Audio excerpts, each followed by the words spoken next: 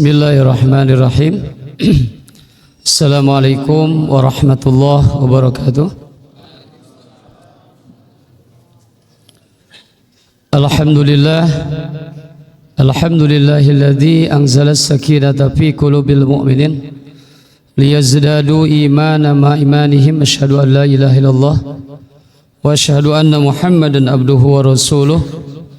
Allahumma salli ala Muhammad wa ala ali Muhammad, amma ba'd.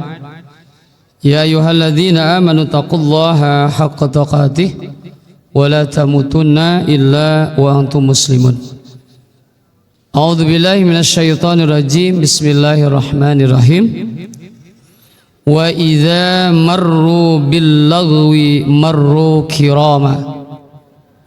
Wa qala Nabi sallallahu alaihi wasallam, min husnil Islam al-mar'i tarkuhu ma la ya'ni. Sadaqallahul azim wa sadaqallahu rasul karim wa nahnu ala dzalika minasyahidin wasyakirin walhamdulillahi rabbil alamin. Yang terucap dari lisan kita tidak lain adalah ungkapan syukur atas nikmat karunia. Alhamdulillah kita masih diberikan nikmat kemampuan, nikmat diberikan kesempatan. Karena banyak orang yang diberikan kemampuan tetapi tidak diberikan kesempatan untuk beribadah. Oleh karena itu kita bersyukur kita kepada Allah Subhanahu wa ta'ala, karena sampai saat ini alhamdulillah kita diberikan keistiqomahan. Yang paling berat itu ibadah istiqomahnya. Yang paling berat itu adalah continue-nya ibadah itu. Ada orang giatnya 1 minggu luar biasa semangatnya, tapi setelah 1 minggu letoy. Maka kita bersyukur kita kepada Allah sampai saat ini alhamdulillah Allah masih memberikan kemampuan, Allah masih memberikan hidayah kepada kita. Insya Allah mudah-mudahan hidayah dan taufik insya Allah terhujam di dalam hati kita, sehingga insya Allah mudah-mudahan kita bisa menunaikan kewajiban kita sebagai orang yang beriman kepada Allah Subhanahu wa ta'ala. Sampai akhir daripada Ramadan insya Allah kita bisa memaksimalkan ibadah kita di 10 terakhir ini. Kurang lebih sudah keambil 3 hari, tinggal kurang lebih 7 hari lagi. Insya Allah mudah-mudahan 20 hari, 23 hari yang sudah kita kelewati, kemungkinan kita masih agak malas-malas dikit, tapi insya Allah hadirkan kesungguhan kita ini.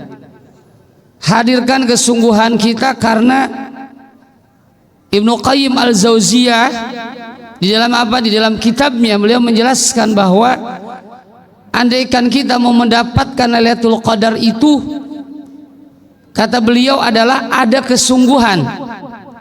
Ada kesungguhan di dalam hati kita untuk beribadah kita kepada Allah. Baca Al-Qur'an, kemudian banyakin zikir, doa yang diajarkan oleh Nabi. Allahumma inna afuwun tuhibbul afwa fa'fu anni. Banyakin doa itu, insyaallah mudah-mudahan. Dan juga jangan lupa banyakin sedekahnya. Insyaallah mudah-mudahan kita mendapatkan Lailatul Qadar. Salawat ring salam semoga Allah mencurahkannya kepada udwah kita, suri tauladan kita, yakni habibana wa nabiyana Muhammad Rasulullah sallallahu alaihi wasallam, kepada keluarga, para sahabat, pengikutnya. Insyaallah kita istiqomah mengikuti sunnah-sunnah daripada ajaran Rasulullah sallallahu alaihi wasallam. Hadirin jamaah salat Isya dan salat tarawih wa rahimani wa rahimakumullah. Insyaallah di kultum yang singkat ini, kalau tidak salah kami diberi judul oleh Ketua DKM adalah meninggalkan hal-hal yang tidak bermanfaat. Ini kita sebagai orang yang beriman kita kepada Allah tentunya. Ini hal-hal yang tidak bermanfaat, artinya sesuatu yang tidak produktif kita tinggalkan. Ini adalah sejatinya orang yang beriman kita kepada Allah Subhanahu wa taala. Sebagaimana kesempurnaan Islam kita, tinggalkan hal-hal yang tidak bermanfaat. Artinya hal-hal yang tidak ada kebaikannya, baik itu kebaikan untuk diri kita maupun untuk agama kita. Ini pesan Allah dan Rasulnya jamaah. Ini salah satu, kalau kita lihat di dalam kitab Arba'in ya An-Nawawi, hadis yang disampaikan oleh Rasul dari Abu Hurairah. Ini kalau tidak salah di dalam kitab Arba'in itu hadisnya ke-18. Kata Nabi SAW yang disampaikan oleh Abu Hurairah, an Abi Hurairah radhiyallahu an qala Rasulullah SAW, min husnil islamil mar'i tarkuhu ma la yan'i. Ini kata Nabi SAW, di antara tanda kebaikan keislaman seseorang, kata Nabi, adalah di antara mereka meninggalkan hal-hal yang tidak bermanfaat. Kita tinggalkan. Ngapain kalau seandainya kita melakukan atau kita kerjakan atau ucapan, sikap, perilaku, kalau tidak ada manfaatnya, tidak ada kebaikannya, tentunya kesempurnaan daripada keislaman seseorang tidak lain adalah untuk meninggalkannya jamaah. Ini hadis, esensi daripada hadis ini yang disampaikan oleh dari Abu Hurairah, ya dijelaskan oleh di dalam kitab An-Nawawi. Esensi daripada hadis ini adalah mengajarkan kepada kita tentang nilai-nilai akhlak sebetulnya jemaah. Ini hadis yang saya bacakan barusan, esensinya adalah mengajarkan nilai-nilai keluhuran daripada akhlak seseorang yang beriman kita kepada Allah Subhanahu wa taala. Karena sesungguhnya yang menjadikan barometer di dalam kehidupan kita jamaah, melainkan adalah keagungan keluhuran daripada seseorang itu, sejauh mana akhlak di dalam kehidupannya, dalam kesehari-hariannya. Mohon maaf, ibadahnya rajin, apapun ia lakukan, akan tetapi nilai daripada keluhuran akhlaknya itu jauh. Yang diharapkan oleh siapa? Allah dan Rasulnya jamaah. Maka dari itu sangat penting sekali bagaimana kita untuk menggali daripada keluhuran daripada seseorang yang seseorang itu menjadikan kemuliaan daripada akhlaknya seseorang itu tidak lain adalah bagaimana cara untuk mengontrol di dalam kehidupannya, tidak lain dengan akhlak yang mulia jamaah. Maka Nabi SAW mengingatkan kepada kita, akmalul mu'minina ahsanuhum khuluqa. Sempurnanya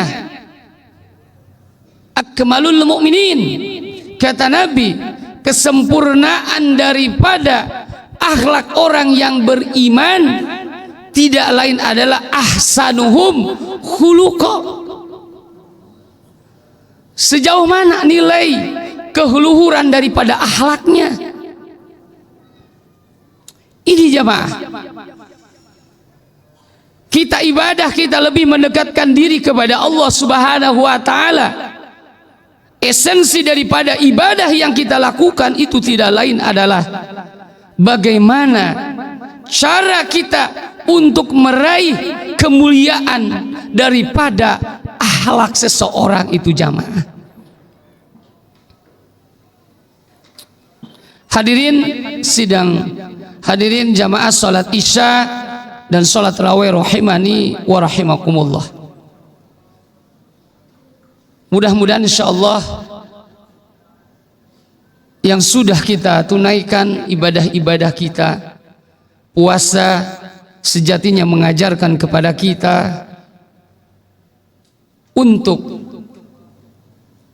lebih mentakarubkan diri kita kepada Allah Subhanahu wa ta'ala, mengajarkan kepada kita tentang tarbiyah, mengajarkan saum kepada kita nilai-nilai sosialnya. Saum kita mengajarkan bagaimana kita cara untuk merajut tali silaturahim kita, bagaimana saum mengajarkan kepada kita perihal tentang kesabaran, perihal tentang keistiqomahan, mengajarkan kepada kita nilai-nilai ketawakalan kita kepada Allah Subhanahu wa ta'ala jamaah. Maka dari setiap ibadah yang kita lakukan tidak lain adalah agar kita bisa melaksanakan daripada hal-hal yang sia-sia jamaah. Artinya dengan disibukkan kita dengan ibadah kita kepada Allah tidak lain adalah agar supaya jangan sampai hal-hal yang kaitan dengan kehidupan kita itu tidak bermanfaat, artinya tidak ada maslahatnya untuk kehidupan kita jamaah. Mohon maaf ya Pak Ibu, banyak saudara-saudara kita yang di luar, bukannya mereka tidak paham, tidak mengerti, banyak hal-hal perbuatan-perbuatan yang terkadang mereka lakukan itu banyak sekali yang tidak bermanfaatnya jemaah. Waktu, kemudian kita diberikan harta, diberikan kesempatan, tetapi mereka tidak tidak produktif. Artinya dia tidak bisa memanfaatkan waktu-waktu yang Allah berikan kepada kita. Jangan sampai yang Allah titipkan amanah kepada kita itu sia-sia Pak, tidak ada manfaatnya, tidak ada kebaikannya. Maka dari itu orang-orang yang beriman kepada Allah Subhanahu wa ta'ala jamaah, insya Allah orang mukmin yang cerdas, orang mukmin yang insya Allah yang mendapatkan hidayah petunjuk dari Allah, insya Allah dia itu akan melakukan perbuatan-perbuatan yang bermanfaat, baik itu dari ucapannya, sikap, perilakunya. Insya Allah andaikan nggak banyak nggak ada manfaatnya untuk kita, tinggalin aja kita. Maka saya baca di dalam surat yang saya bacakan tadi, di dalam surat di dalam surat Al-Furqan ayat ke-72, kata Allah Subhanahu wa ta'ala, wa idza marru bil lagwi marru kirama. Kata Allah, dan apabila mereka bertemu dengan orang-orang yang mengerjakan perbuatan yang tidak berfaedah, artinya bermanfaat, mereka berlalu dengan menjaga kehormatan dirinya.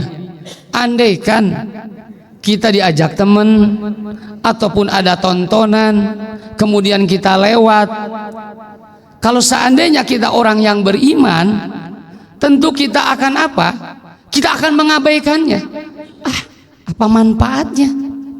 Mohon maaf, ada apa? Ada dangdutan ibarat. Adapun ada apa? Ada tongkrongan. Ataupun ada hal-hal, ada kumpulan orang banyak. Kemudian kalau orang yang tidak beriman, yang imannya kurang, dia ikut-ikutan tuh. Ada apa ya? Ikut nimbrung. Malah dia nyambung. Tetapi kalau orang yang beriman, ngapain saya ngapain nimurung, ngapain saya ikut apa, ikut ngumpul-ngumpul, ada manfaatnya enggak, ada maslahatnya enggak, ada kebaikannya enggak untuk dirinya dan untuk agamanya. Kalau orang yang beriman, insya Allah Pak, dia pasti akan menjaganya dengan sebaik-baiknya. Terutama mohon maaf, yang paling terbanyak bisa menyerumuskan manusia itu adalah mohon maaf dari lisan. Tapi kalau orang yang beriman, insya Allah Pak, Bu, dia bisa menjaganya dari hal-hal yang tidak bermanfaat. Saya yang diomongin kira-kira manfaat enggak, nyakitin enggak, sakit hati atau enggak. Kalau orang yang beriman, insya Allah Pak, Bu, dia menjaga dari lisannya, dari sikapnya. Ini Pak, maka hadis menekankan kepada kita itu, yang disampaikan oleh dari hadis Rasulullah yang disampaikan oleh Abu Hurairah adalah esensi daripada hadis itu adalah mengajarkan nilai-nilai keluhuran seseorang yang beriman kepada Allah dan Rasulnya. Itu adalah menanamkan nilai akhlakul karimah, karena Nabi diutus oleh Allah Subhanahu wa taala, innama buistu liutamima makarimal akhlak. Akhlak Pak, Ibu, lisannya baik, tutur katanya baik, dia tidak pernah apa ya, sedikit-sedikit sama orang lain itu mohon maaf banyak curiganya. Banyak curiganya kalau seandainya orang yang tidak bisa mengendalikan lisannya. Demennya ngorek-ngorek kesalahan orang lain, demennya gibah. Tetapi kalau orang yang beriman kepada Allah, itu hal-hal yang sia-sia, hal-hal yang tidak bermanfaat. Maka dari itu, insya Allah kita jauhkan dari perbuatan-perbuatan yang tidak ada kebaikannya, tidak ada maslahatnya, tidak ada kebaikan, baik itu untuk diri kita, untuk agama, dan juga untuk akhirat kita. Insya Allah, mudah-mudahan Allah selalu menjaga lisan kita. Banyakin kita zikir, banyakin kita baca Al-Quran, banyakin hal-hal yang bermanfaat kita ucapkan. Kalau tidak bermanfaat, janganlah kita apa? Jangan kita sampaikan, jangan kita utarakan. Itu bisa apa? Bisa menyebabkan rusak diri kita dan juga rusak untuk orang lain. Mudah-mudahan insya Allah di kultum yang singkat ini, mudah-mudahan ada kebaikan untuk kita semuanya. Mari kita sama-sama kita perbanyak untuk melakukan hal-hal yang bermanfaat untuk kita, bermanfaat untuk orang lain, bermanfaat untuk bangsa dan agama kita. Insya Allah mudah-mudahan apa yang saya sampaikan mudah-mudahan bermanfaat untuk saya sendiri dan juga insya Allah mudah-mudahan menjadikan penggugah kita. Insya Allah mudah-mudahan Allah jaga lisan kita, Allah jaga hati pandangan kita. Insya Allah kita memfokuskan kita untuk beribadah kita kepada Allah Subhanahu wa taala. Mohon maaf ada kekurangan kehilapan, kemudian datang dari Allah Subhanahu wa taala, kehilapan datangnya dari saya sendiri. Mohon maaf untuk azmain. Assalamualaikum warahmatullahi wabarakatuh.